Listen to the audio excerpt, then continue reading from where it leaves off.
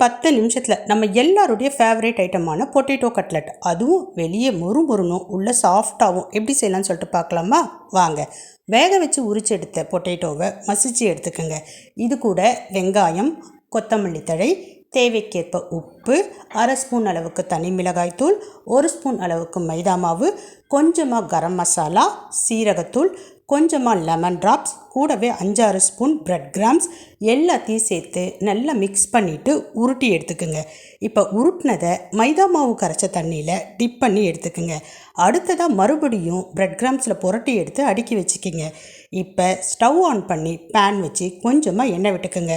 எண்ணெய் சூடான பிறகு புரட்டி எடுத்த அந்த உருளை எல்லாத்தையும் நீட்டாக அடுக்கிடுங்க, ஒன்றோட ஒன்று ஒட்டாத மாதிரி.